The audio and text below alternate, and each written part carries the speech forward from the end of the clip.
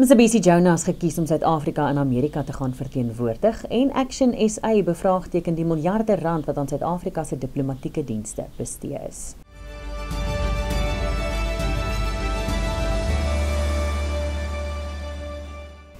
Dis 14 April, welkom by die Afrikaanse nuus saam met Pretoria FM. President Cyril Ramaphosa het aangekondig dat Mcebisi Jonas sy nuwe spesiale gesant in Amerika is, wat beteken dat hy die president en die Suid-Afrikaanse regering in die VSA gaan verteenwoordig.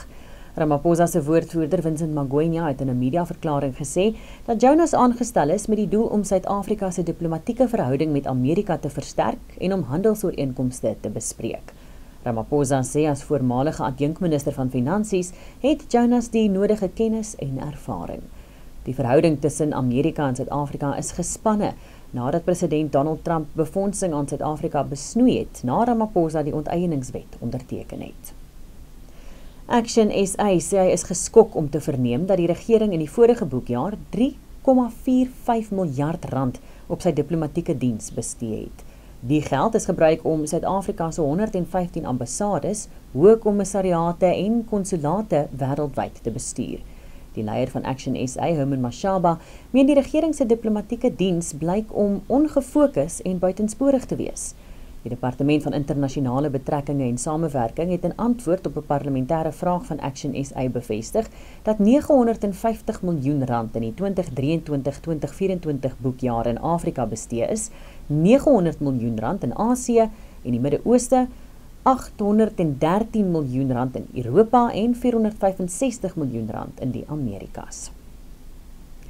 Die Afrikaanse Taalraad het die jongste organisasie geword wat 'n ondersoek eis nadat die Afrikaanse nuusbulletin nie in sy gereelde tydsgleef op 'n Saterdag aand uitgesaai is nie.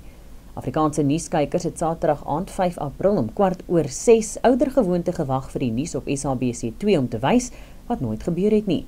Die Suid-Afrikaanse Uitsaai Korporasie het in reaksie op die gebeure gesê dat die nuus weens 'n skeduleringsfout nie uitgesaai is nie.